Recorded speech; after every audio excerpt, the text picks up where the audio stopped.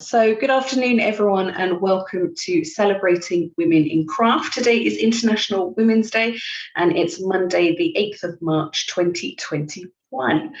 So welcome. My name is Alice, and I am a part of the Handmade in Britain team. We aim this afternoon to share some really inspiring stories from other women, in craft. So what we're going to be doing now is we're going to be starting off with Amefa. So it'd be great to actually hear just a little bit about your professional background. Hi everyone, my name's Amefa Cole and I'm a jewellery artist based in London. I will share with you my screen. And so I start with this, which is an Adinkra symbol from Ghana. It's a language system, and this particular symbol stands for ongoing learning, and that's me, basically, because I don't think you can know everything, and every day is something, you learn something new. So we must all sort of thirst for continuous knowledge and wisdom and education.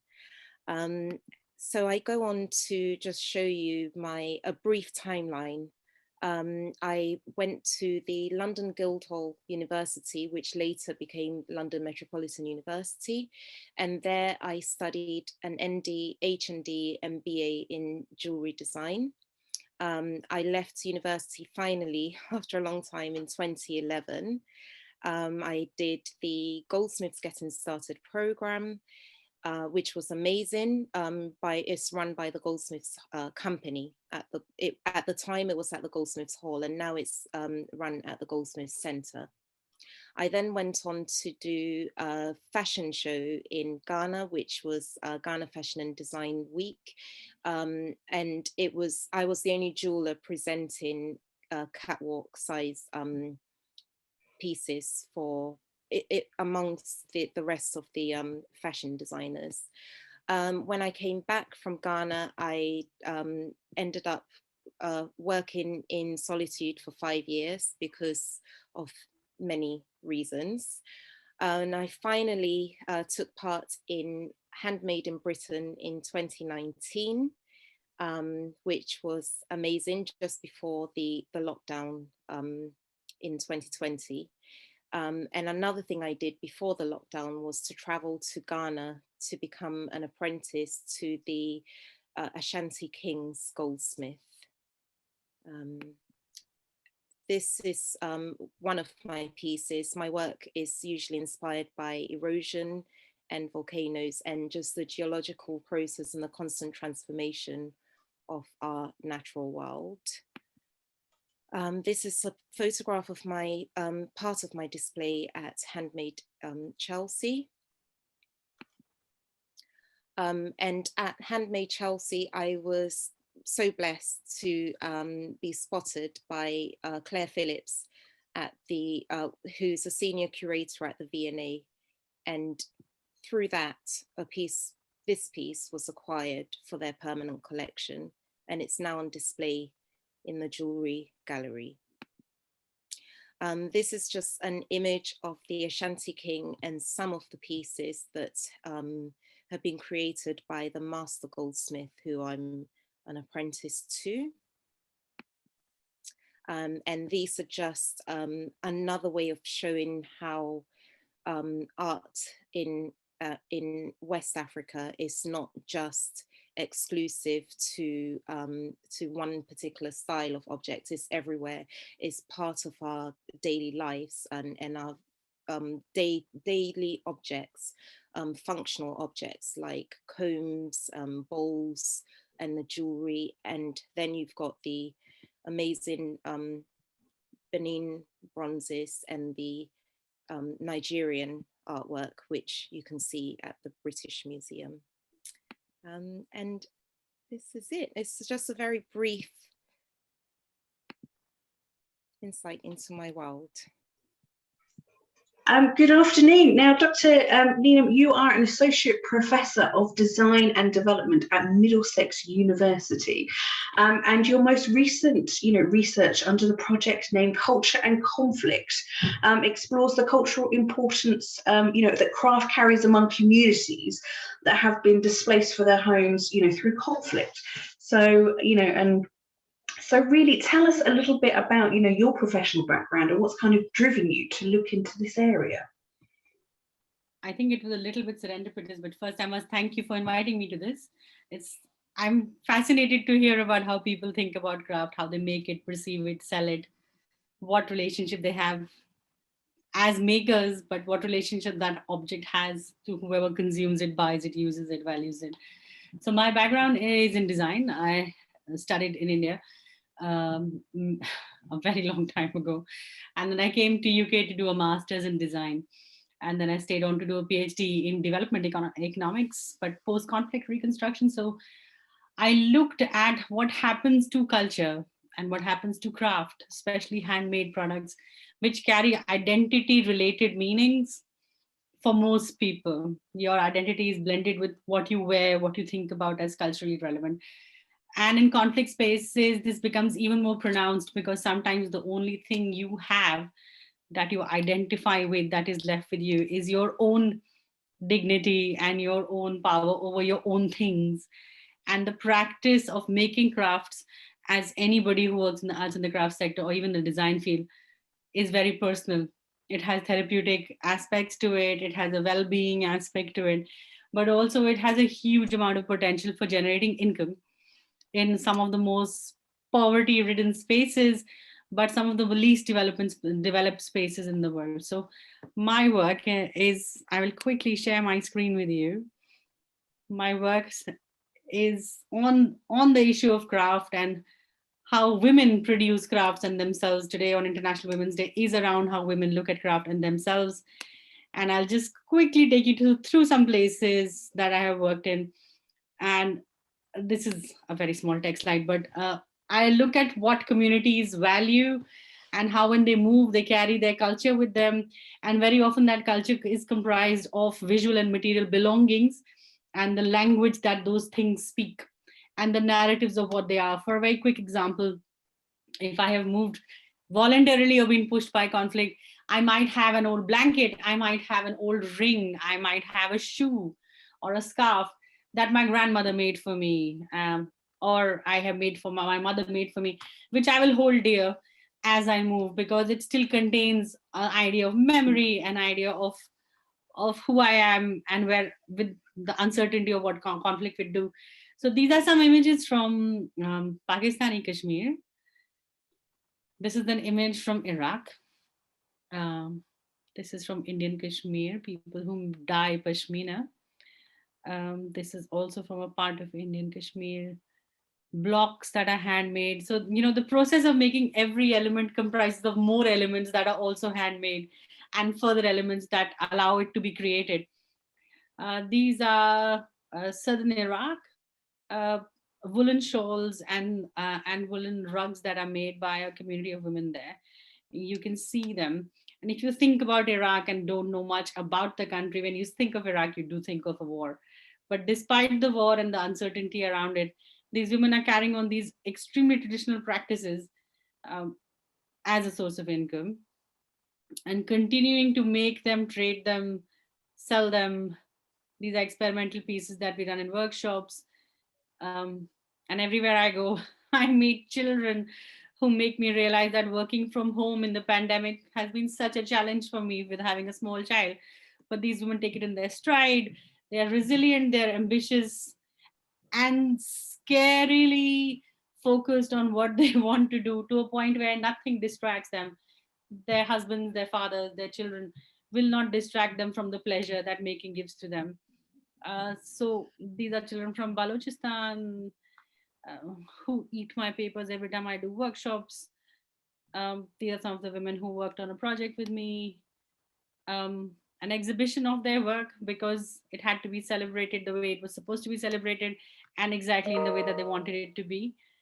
Pepe Mache working, this is Sri Lanka, people dying, papyrus to weave into baskets that you can see. So just quickly, these are the places that I currently work in and have worked in, which ranges from Afghanistan to Sri Lanka and many other places in between. And so that's who I am and that's what I do. That was great. Thank you very much. So our next panelist that we're going to come to this afternoon is going to be Katie. So good afternoon, Katie, and welcome. So Katie Domini is the co-founder of ArtThread. That's the leading digital platform for emerging artists and designers. Katie has helped young artists connect with internationally renowned brands and opened up, opportunities for young artists to exhibit their work at prestigious exhibitions such as London Design Festival, Milan Design Week, and our very own Handmade in Britain fairs as well. So Katie, tell us a little bit about your professional background and how you kind of came to launch ArtThread. Well, thank you very much for inviting me here today. It's really exciting to hear all these stories.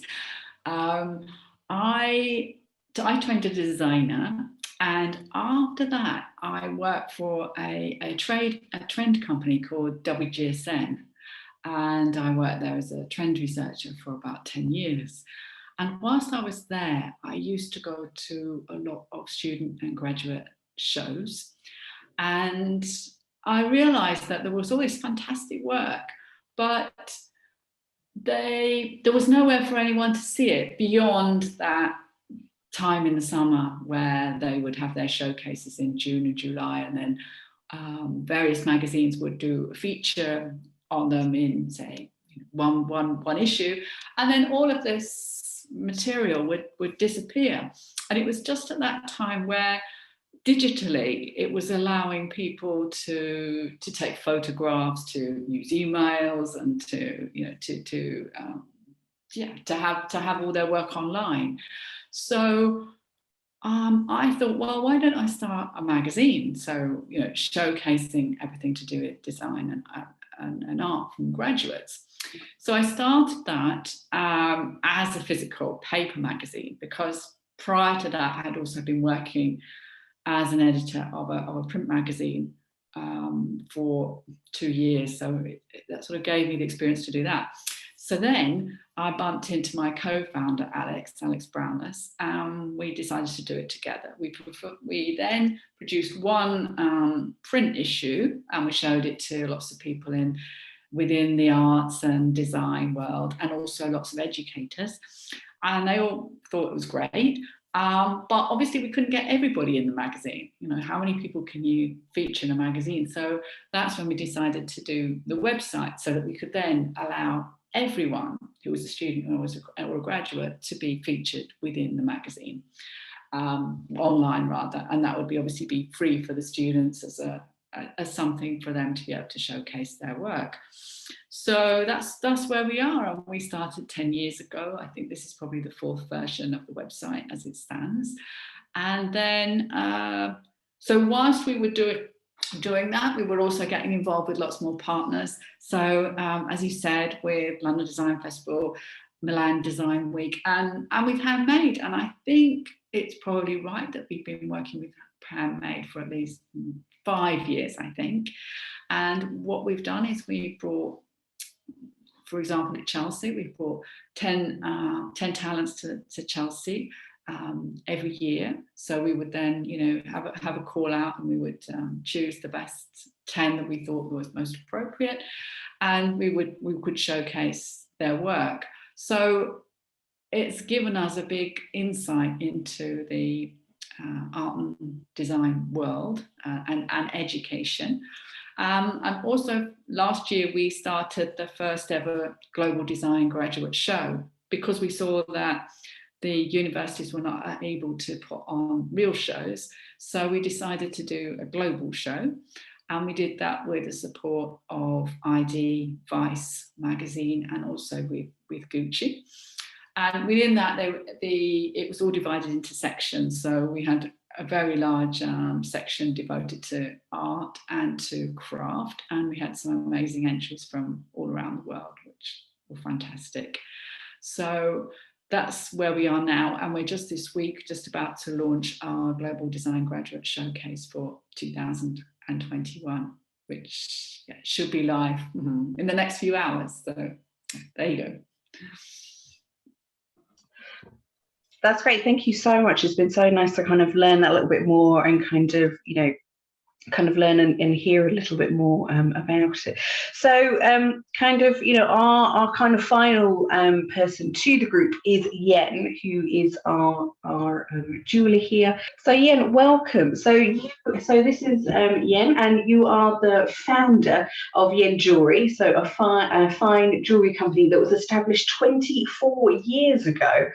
Thank you for inviting me. And I've also participated several times with Handmade in Britain too, so thank you for having me.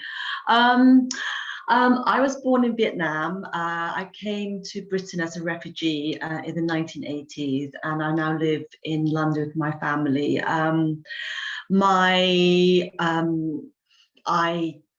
My journey into jewelry was almost accidental, actually. I've always had a passion for the arts.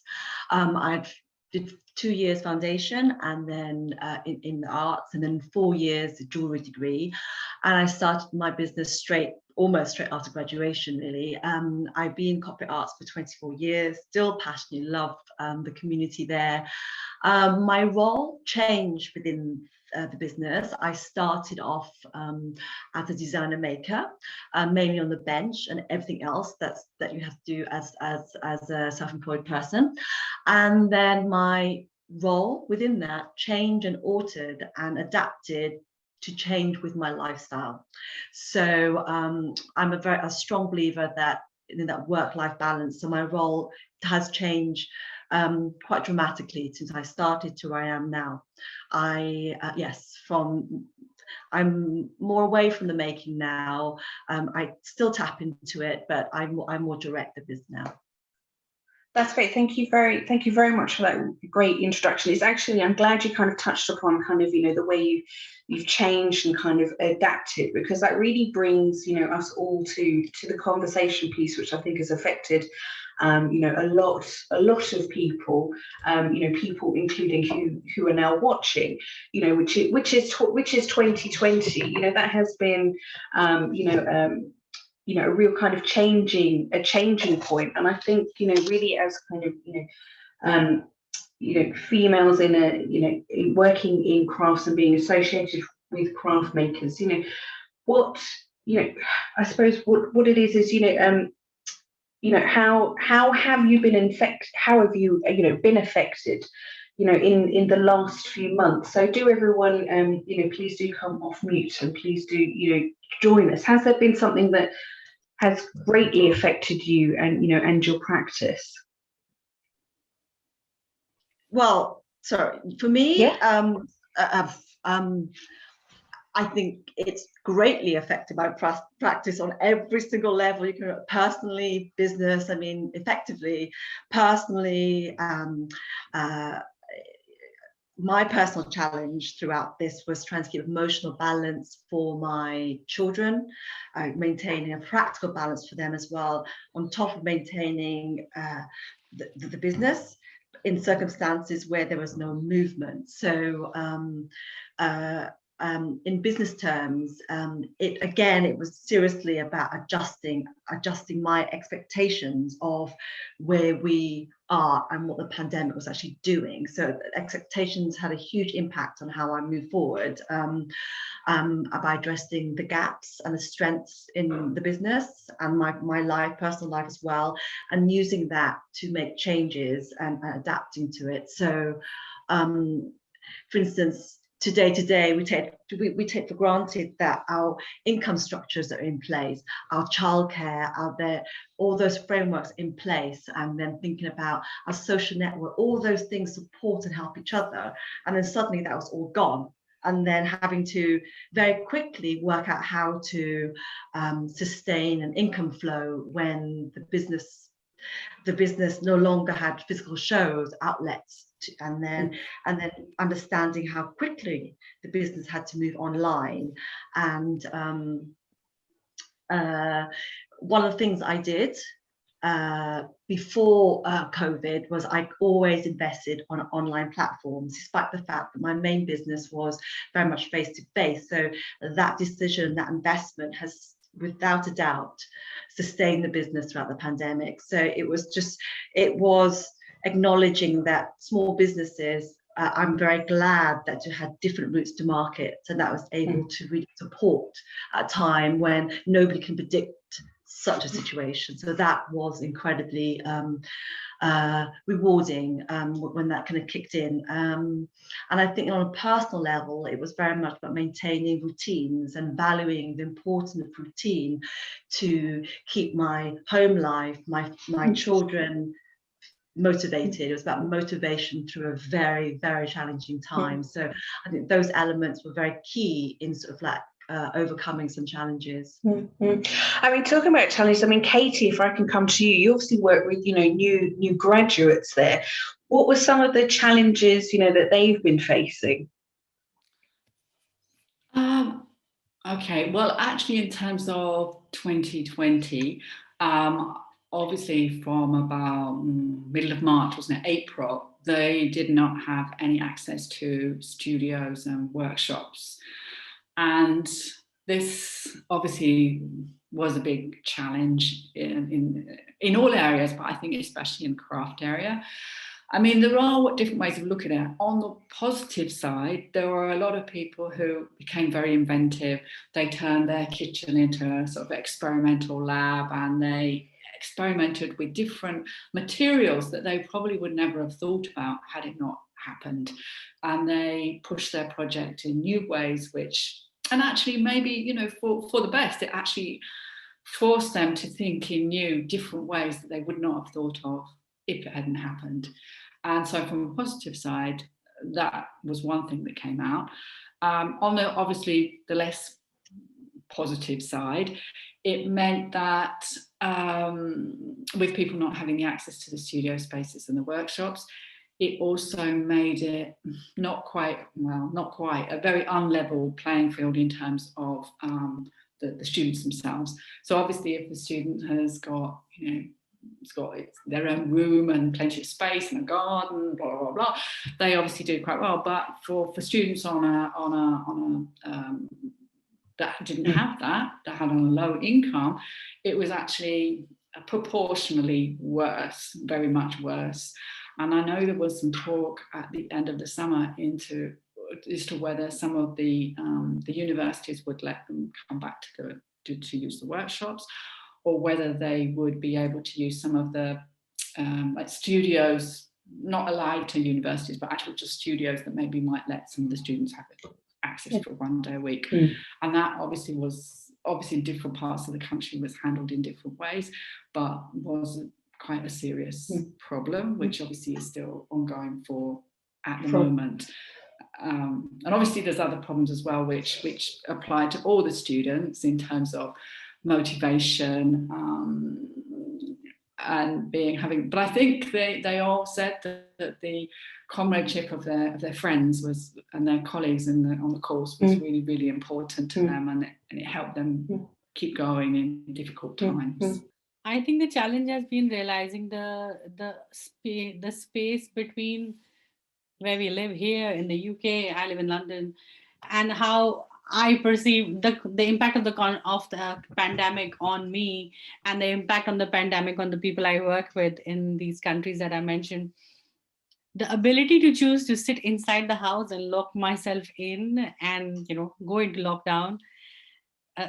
Initially, it seemed like the safe thing to do, but as time passed and the pandemic just got worse and worse, you realize that the luxury of that choice is a huge privilege. The fact that I could lock myself into my house, switch on a laptop, do Zoom, was interesting. But the fact that those who were making crafts and continue to make them despite the odds being stacked against them with COVID, the options that they have are very limited. And it was a good way for me to understand the inequality around it. I mentioned the children in workshops. I've had children eat papers, play with my scissors. They have just gone crazy with the craft materials on the ground. But there's always some woman who's embroidering with one hand and has the kid grabbed on the other side, and it's fine. And I realized how much I have struggled to multitask as a parent and a full-time job. I realized they make it look so much easier than it actually is. And I did reflect a little bit on why is it that I can't cope with a child in the room when I give a talk, while they just kind of attend workshops and go to markets with these kids tucked under their arms. So it's been a good moment of reflection. You know, I grew up in a house before I came to England. I grew up obviously in Vietnam, and you would often share a family with 3 generations there. And I think you just learn to coordinate and function with the most amount of disorder, and it's just constantly something happening. It's amazing how we kind of learn to adapt again to when we live in that environment. And like you said earlier, how these women they focus irregardless of what's around them. You know, I find that quite admirable. What does craftsmanship, mean to you? Of the Marxist principles, or generally? Just because generally.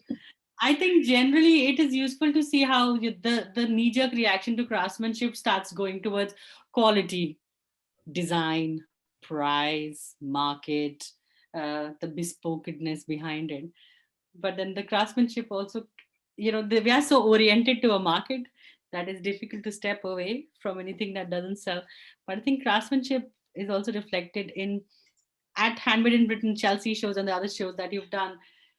There is, I won't say in everybody, but yeah, about 95% of the people who are there, you can see that absolute passion driving what they make.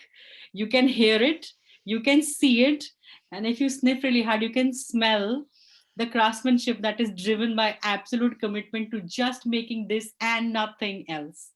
It's that, it's almost like blinkers that you just want to focus on it. And that I think is craftsmanship, where the product or the object that you are putting out for people to look at, or even to buy, are not just things you are selling in a market. They are almost attached to you by invisible threads, Yeah, that connect the maker to the product. And the craftsmanship is that passion that you hear, which you can't capture in the product. So when I buy a piece of glass in which I'll put a candle, I will remember who I bought it from, because the way she spoke about it has stayed with me, 4 years on. I still remember that passion. So that's craftsmanship. that's amazing. Yeah, it's Well, the dedication, isn't it? The intense dedication to achieve some sort of mastery and excellence in what you do.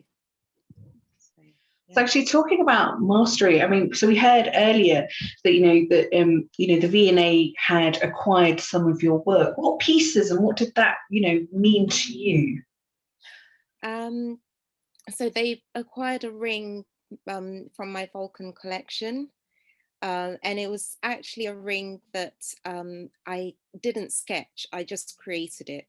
It doesn't exist in a sketchbook. It came from a day of this serious dedication to my craft, and I just got into a zone that went into another zone, and I was in a hole of just wanting to make the most amazing pieces, and that's how this ring was born. So it was quite pleasing that they picked that particular ring, because it meant so much to me. And I remember leaving it there and sort of feeling like I'd left a piece of me behind. But I feel that way about my pieces. But yes, it was quite special. So, you talked about, being very special and, kind of, leaving something behind. Is that something that you all feel was either working with, a new graduate, or indeed, working with someone, from a different community? Is that very important to you to actually, to feel like they've gained something, you've gained something? What does that feel like to you all? Well, as a maker, I think that is for me the prize of the job. The prize of what I do is to be able you're creating something you love, but you're passing it on to somebody who would love it just as much, who will it's that whole connection with that piece, and that carries so much more meaning than just the product, and that in itself is the love for what I do and what I can give, and that process is fundamental to my work. Yeah, I agree. I sold a really amazing ring at Handmade Chelsea, and I still think about that ring today and just wonder, is it being worn? Is it being loved? Is it? And I sort of have a picture when I was creating it. I sort of, I tried it on and I took a picture, and that's the only thing I have left off the ring, just a picture. But I do often sort of wonder how it's been cared for, which is weird. It ranges from making that is targeted at the other end of the market, where they are making, they want to improve their products, which is where my training comes in, and they want to connect to markets, and they want to export. On the other end of that spectrum is women who make to exchange. It's not a barter economy, because it's nothing to do with the economy. I make this beautiful, beautiful jumper, and I will give it to my sister-in-law, and in exchange she will make me something nice to eat. So there is the personal attached in these practices, where everything they make carries more than just the object's value, but it carries the notion of gifting and the notion of the personal. But in many ways, I think what they make and what they use themselves is very different from what they make and want to gift. And in most cases, things that are made by hand and are used by yourself are usually in the kitchen. So there will be, a mortar and pestle made out, carved out of stone. There will be something to sift the rice or the wheat with, which is really good quality. But if they were making it, they would exchange, the product type changes when they exchange it. So they have a very personal relationship with most of their items, and with the landscape within which they produce. So these are high mountain places, northern Afghanistan and Pakistan. Their landscape influences their thinking and their making, and so everything they produce is linked to each other in a very long, thin, delicate chain, but they are codependent on everything that produces what they do. They still have very traditional ways of measuring what they do. They don't measure things in time, which equates to labor. They measure things in different, very, very different ways, as opposed to time and money. That's quite interesting there, because you're talking about kind of measure in time. Katie, how are your graduates? Are your graduates kind of measuring things in time, or are they measuring things in that kind of instant success? Because of course, I think a question I pose to you all, and especially Katie here to kick us off. What challenges do you feel on International Women's Day, as a woman you faced professionally at the start of your career? I think probably at the moment, in terms of graduates, for example, like left last year, starting your own business is quite a daunting task, because you have to get everything together, and then obviously if you want it to be professional business, you've got to register as a limited company, you've got to have accounts, etc., etc. And I think a lot of people feel obviously quite naturally very daunted at this task.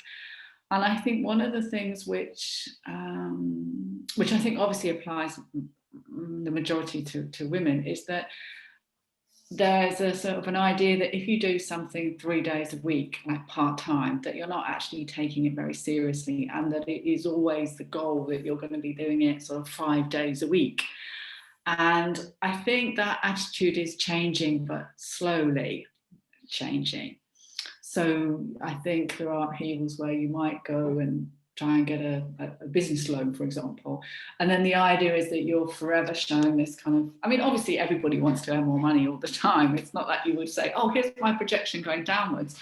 But it's this quite macho thing about, oh yeah, first year I'm going to do this much, and then I'm on this sort of slope going seriously uphill over the next 5 years.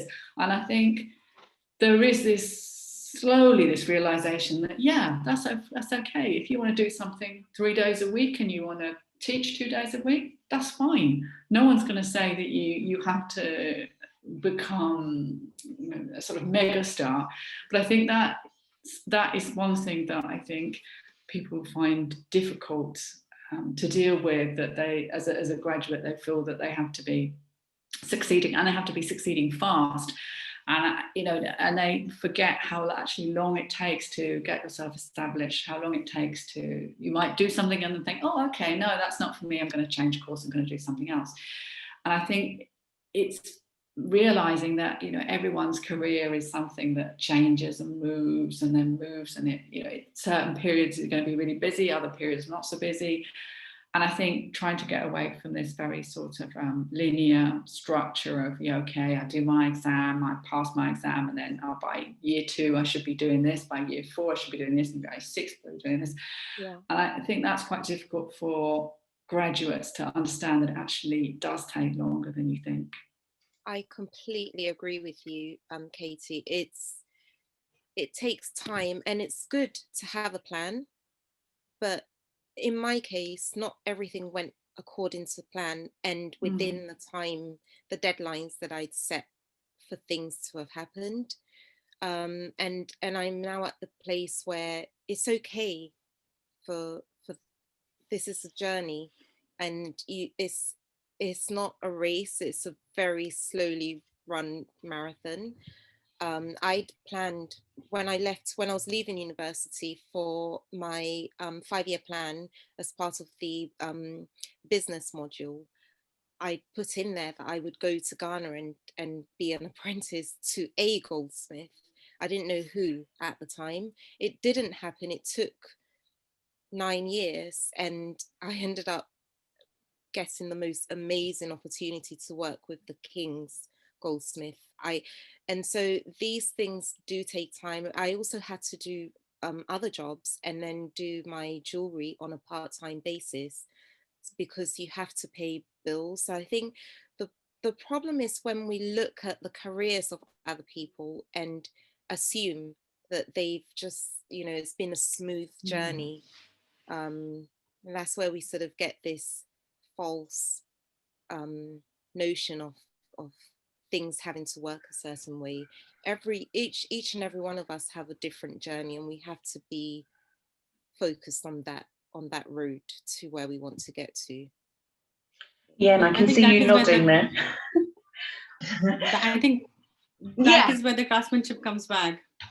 Yes. It's that commitment that doesn't die. Yes. You might have to do other things, like, parallel line running across your life. You might be working another job, coming back. You keep coming back to this. Yes. And that coming back to this is the commitment that you see in some students at university, and otherwise also those who haven't gone to formal education.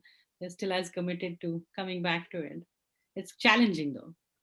Well, I had a part-time job, I think, for several years into my career at the beginning, and I loved, all I wanted to do, like you were saying, do full-time my jewelry, and that did happen, and it came at a time that was right.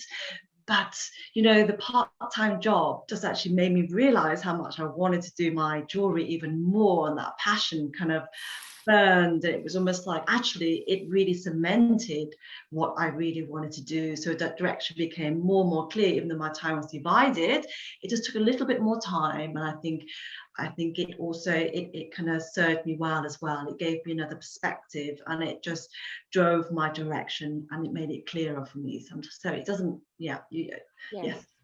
That's the thing when you're doing that job, but all you can think about is making jewelry.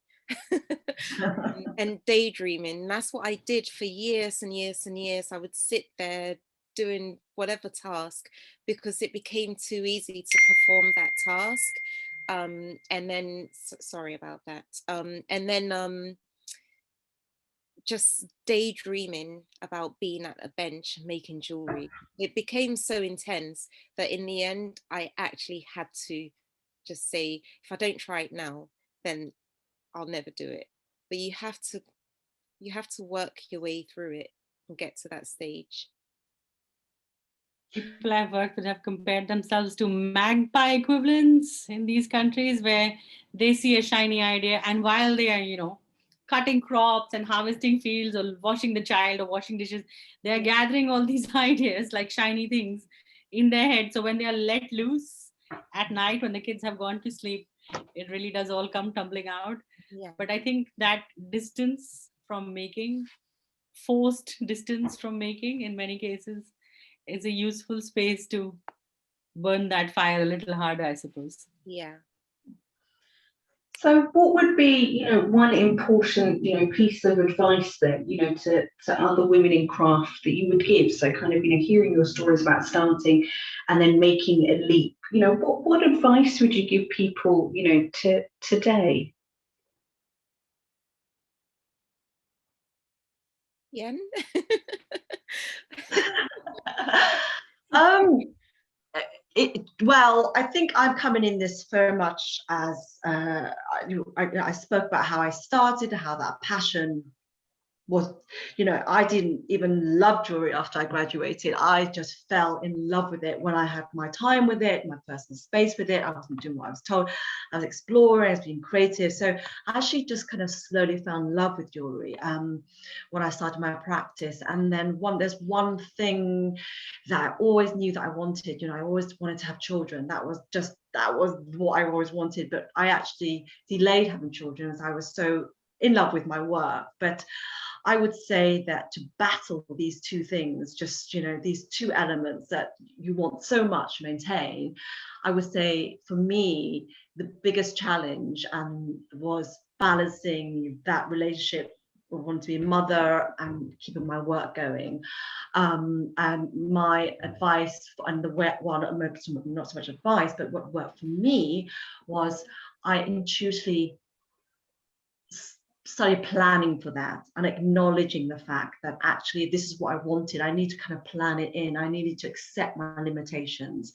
I need to accept that by having limitations, I need to let go of my little other baby, which was my work. And by accepting how to let it go, I streamlined my business.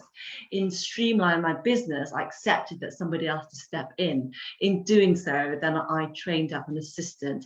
And that was as a self-employed person. And as I really found it very, very hard to do that. But in the streamlining process, I understood my business better. And in doing so, I was able to some degree let go, and I was then able to balance my personal life and was able to be a mother and continue my business. So I think what really worked for me was that planning process, that level of acceptance and understanding my limitations so that I can plan to support both elements in my life. I mean, to you all, that kind of same question there. What advice, would you give?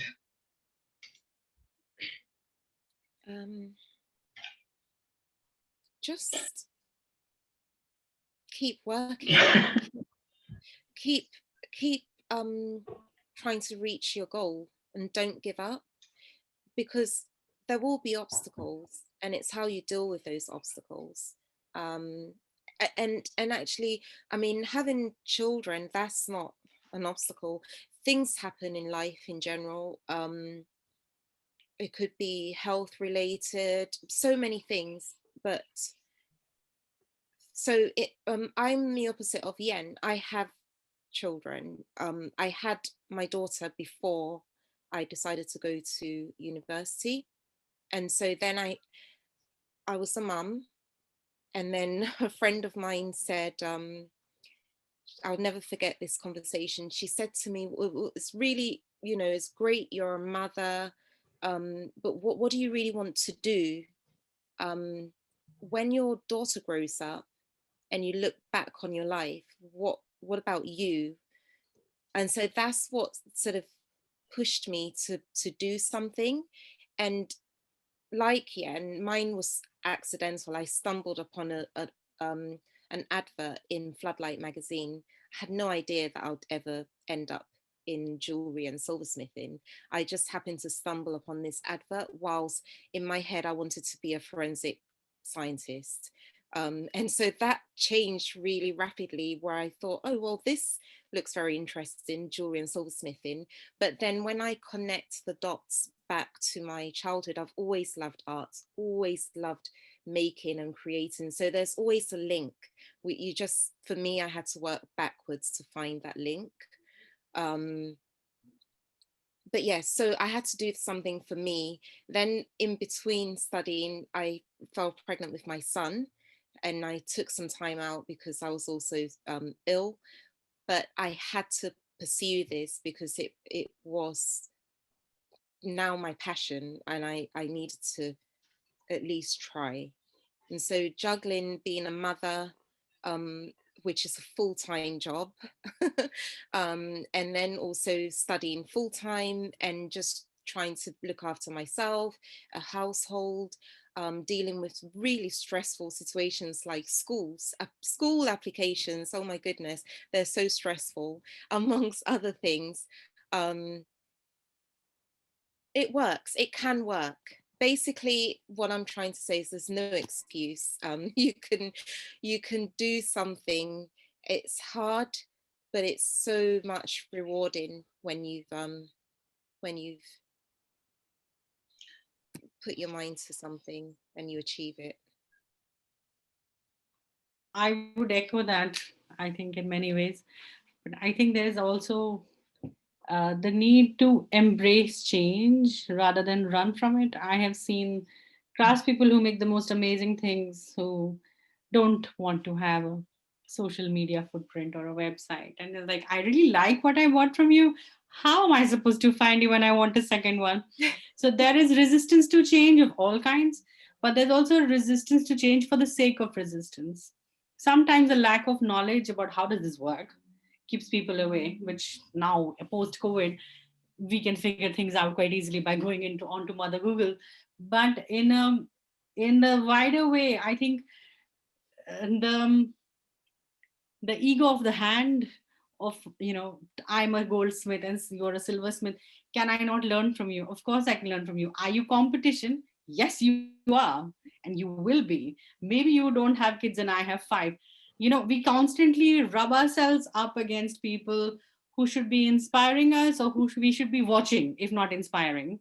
Yes. And there is subliminal level of learning that happens from watching people or hearing about people, but we need to control the competitiveness that drives that learning away.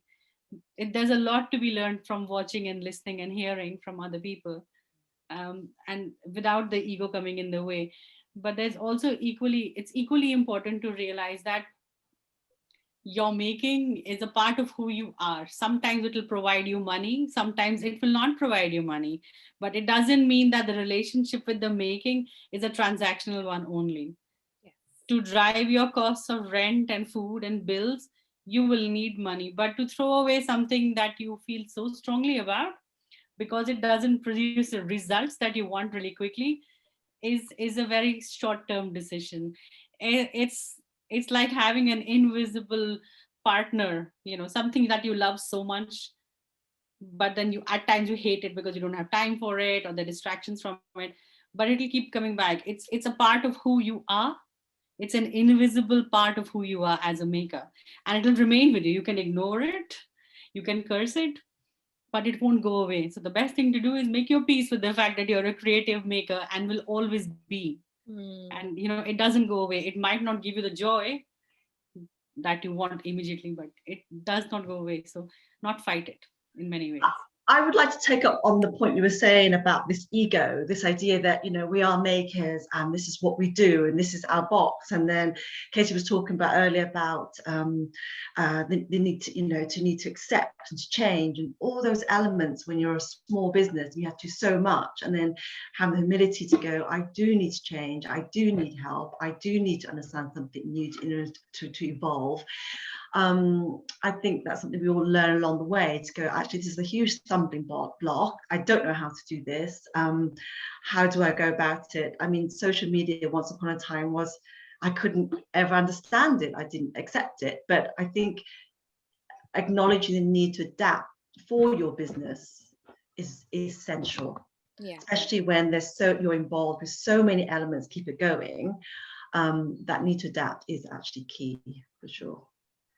And the ego is a huge thing. It's been a major part of my conversations recently about how much ego we have in the making world, and sometimes we just need to sort of tone it down, because it comes from all directions, and it can indeed prevent us from exchanging knowledge, which is sad. Yeah. Well, yeah. Sorry. I was just going to say that, picking up on your point about collaborating or having people as feeling people as rivals, we always try to say to the students and graduates that, you know, you should look on all your fellow students as well, not as rivals, but as people you can collaborate with, because there's so many opportunities for you to collaborate with each other, whether it's you know, sharing a stand at a fair, or whether it's just supporting each other on social media, and in lots of different ways.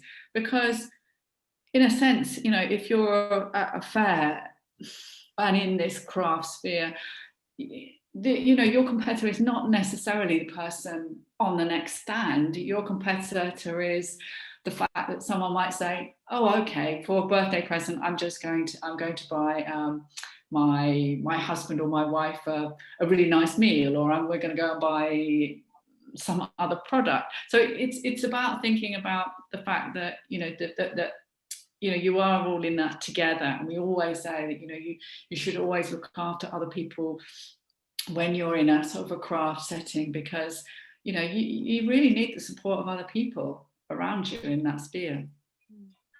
Well, this is why I love doing shows like Handmade in Britain and other face-to-face shows. It's a small opportunity where you do get a chance, not obviously meet clients, but you get a chance to talk to other makers, and you get a chance to share ideas and share information. And I think shows like that, that's the beauty in it, that sharing information, whether it's with your client or with your fellow makers from different mediums, different craft. It's their approach, their ideas, their feeling towards something. Those things are invaluable. Yeah, definitely. So, I mean, And also don't refuse help. When somebody reaches out to help, take it. Even if it is to just cook you a meal, take it. Don't feel bad about it. Take the help you can get. do you think in some ways it's the word comparison that also comes up here, you know, as well as kind of competition? It's comparing ourselves, and that could be from actually being a graduate to then comparing myself to someone who does something quite similar, to actually just comparing myself against someone who I presume is doing very well. Is, you know, is the word, you know, comparison, you know, quite a big one that you faced, or is it actually quite relative to a project, or it's something you don't think of at all? No, I think sorry. I think in the education sector, I teach in a design school. I think we build that competition or comparison into the way you are taught.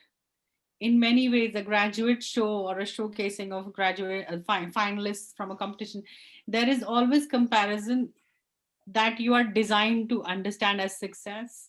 You will be compared to your next best student up, and you will be compared to the bottommost student in the pile, and that comparison is a misplaced idea within the sector. But that comparison is for assessment purposes sometimes, and we need to walk away from that frame where your grade is mixed against somebody else's and you're compared to a student from last year or a graduate from last year who you helped in their design collection.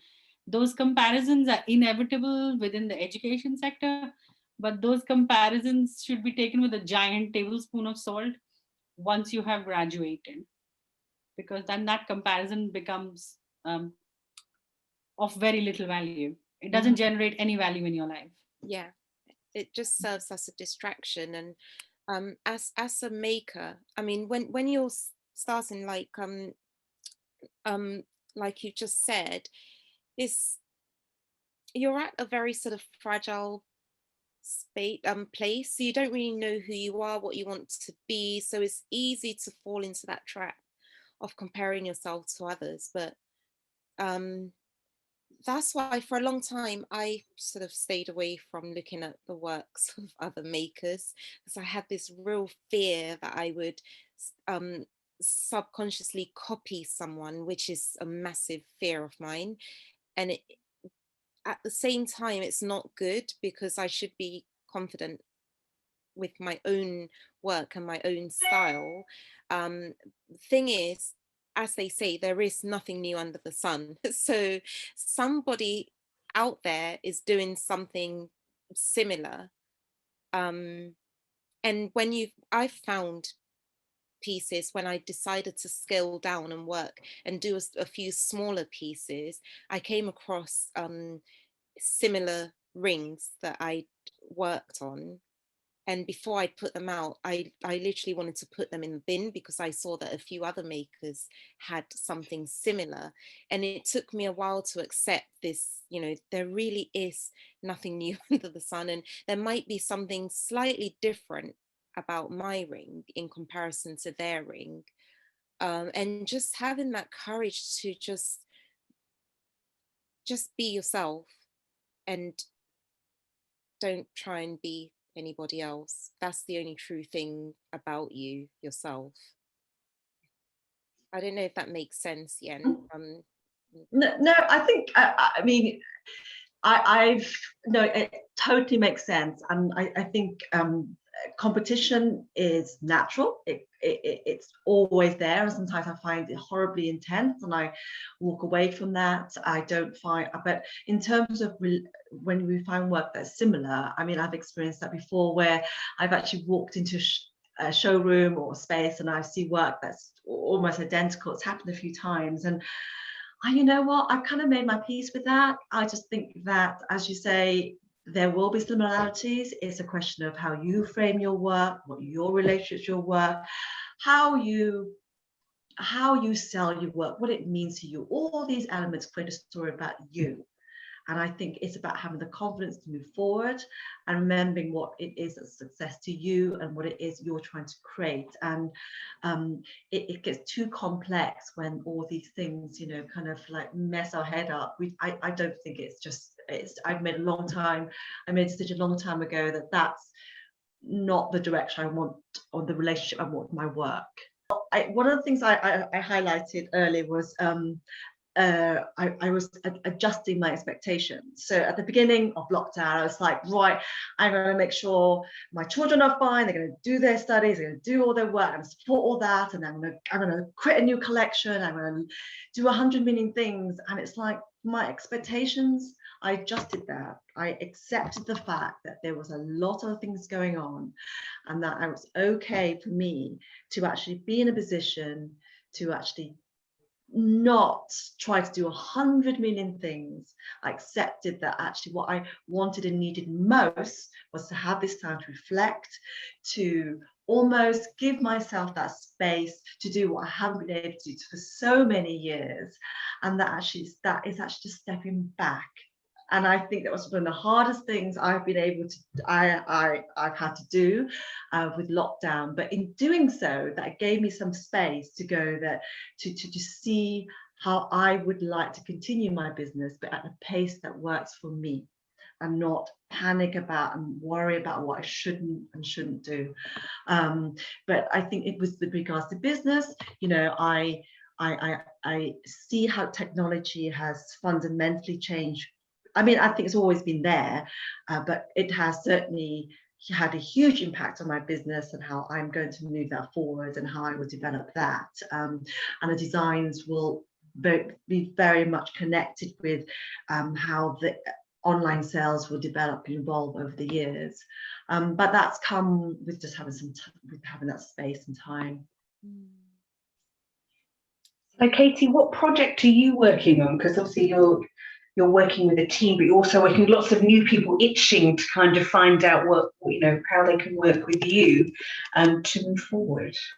Well, as I say, we're just launching this week the Global Design Graduate Show 2021. And this is open to all graduates worldwide who are graduating in 2021. And there will be an online showcase of their work. And so a lot of our effort at the moment is in the preparation of this new online showcase, which is like an app that we created last year, but we're updating it and adding new features onto it for this year. So that's something that we're working on. And then the other thing I must say is that we've been ramping up all our practical guides. So we have like a huge, on the site, we have a huge section of practical guides, and we've been doing a lot which actually relate to the current issues. So things like hosting online meetings, how to host an online meeting, how to use virtual tools, how to pivot your business. So lots and lots of different ideas and help for graduates, because obviously some of them will be, well, not some of them, but a lot, they'll be looking to try to make some money, to try to get a job, even if it's a part-time job. And so we've been looking at ways where if they are, for example, makers who are also very au fait with tech, then there are opportunities perhaps out there to be helping other craft businesses who are less well adapted to tech. So sort of thinking about these graduates, what kind of roles can we think for them at the moment to help them, even if it's just 2 days a week job to tie them over while they can actually do some of their own work on the other days. Dr. Neelam, what are you working on there? The project I showed you is a 5-year project. I'm 2 years in working in Afghanistan, Pakistan, India, and Sri Lanka. We have finished one round of fieldwork that gathered data about the impact of the pandemic and how these women see the landscape of craft and the markets related to it changing. And the next round of work is working on craft portfolios with them to do product design training, to see how they wish to improve their products and what they want to do with them. And also a little bit of understanding of supply chain networks and the impact of COVID on the supply chains of raw materials as it reaches them. So that is what I'm working on now. I am going through 183 interviews and over 5,000 photographs of products that have come through to me as data. So the first 2021 will see us doing some more field work on this project. Yeah, that's what I'm working on. I don't envy your inbox. So is there anything to add on that point? We are coming to the end now, so we've got time for one more question. But is there anything there that you wanted to kind of add about what you're working on? Oh, I'm just sort of expanding on my current series, which is Erosion on the Balkan, and then I've got a few others that I'm working on in connection with my heritage. So I was born in Ghana, in West Africa, wearing my kente cloth. And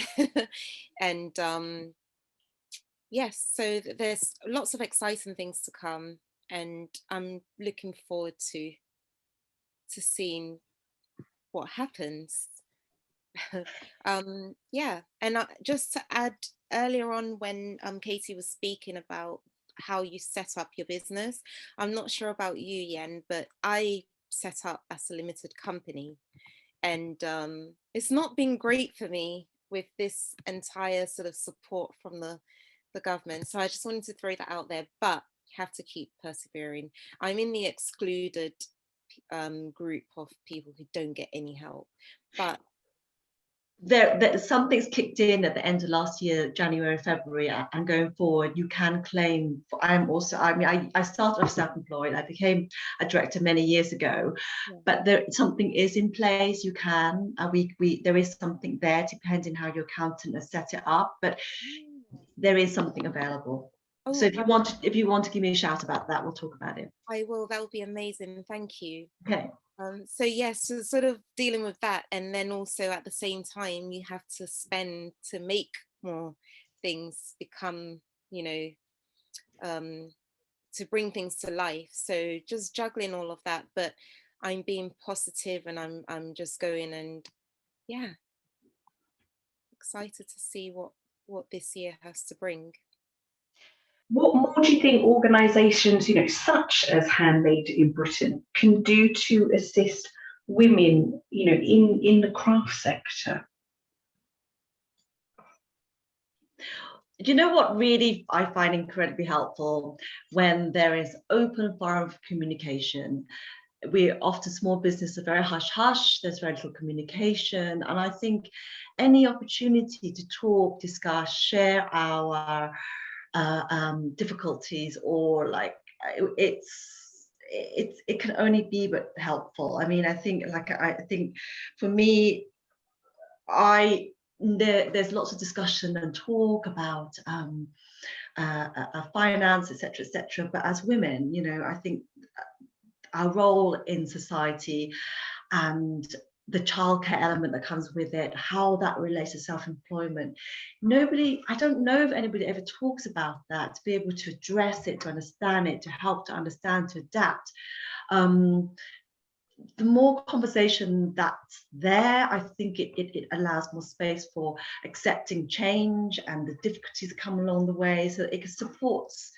It's a support. I think any form of support and that discussion forum is very helpful. Yeah. I think there is a sorry, I keep jumping in.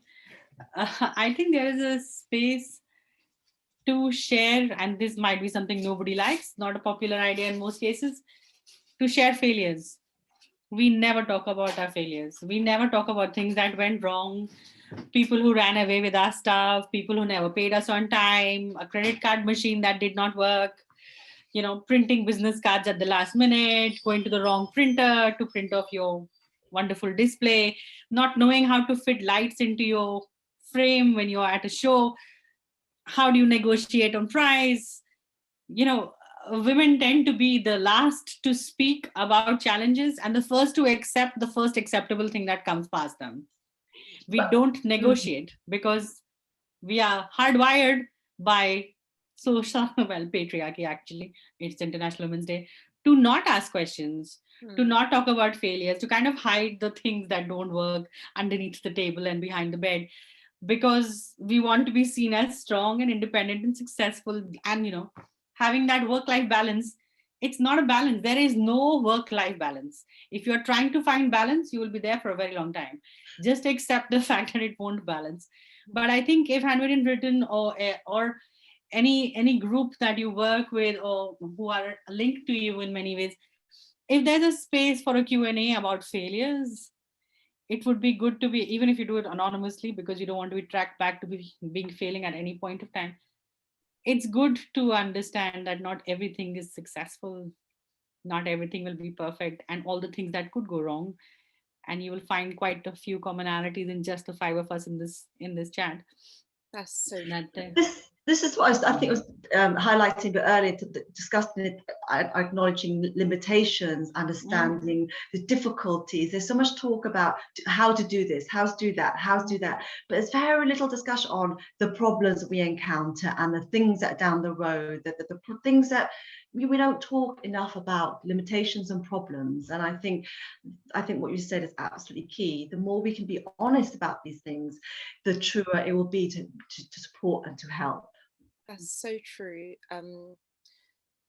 Because each failure is actually a learning opportunity to do something maybe slightly different or slightly better, or not do it because it wasn't that path that was meant for you. And it's true, we don't speak about our failures, but I've had many things that didn't go right, and we all will in the future, but it doesn't mean that it should stop you from progressing. So that's really good. Maybe we should speak about this on the next topic, have a talk about failures.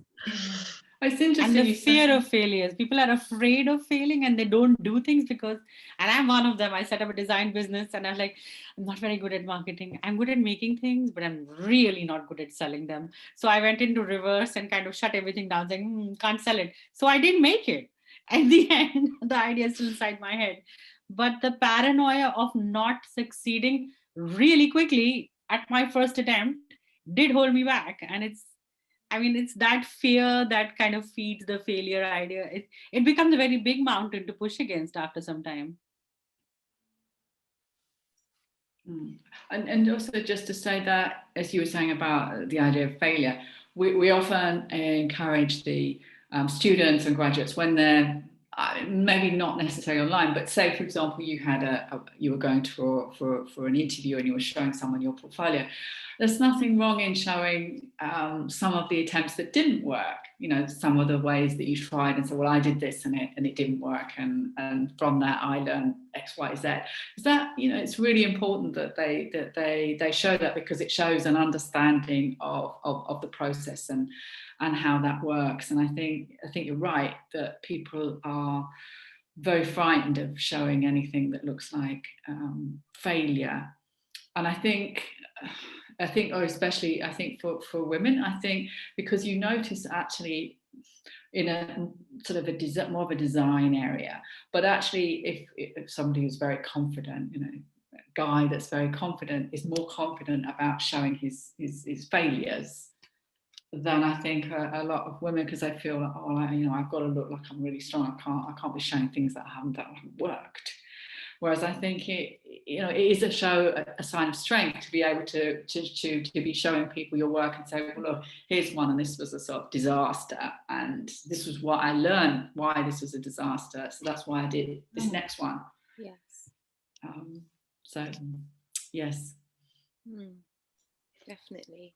Some really valuable points, I think, from you all, and I definitely think that is a really great topic, for us to take further.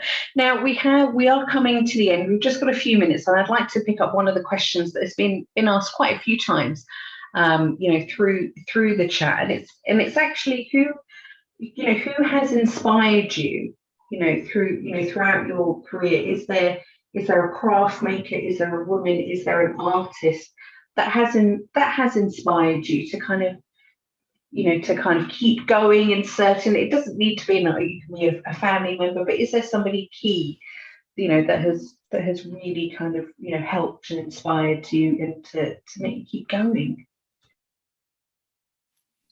I'll go.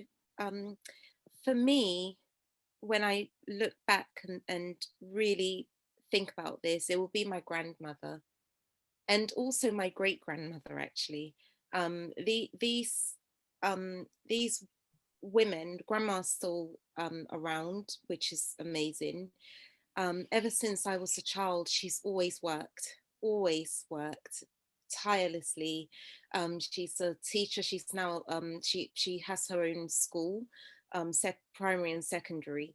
But at times she would sort of substitute her income by baking and just doing something all the time.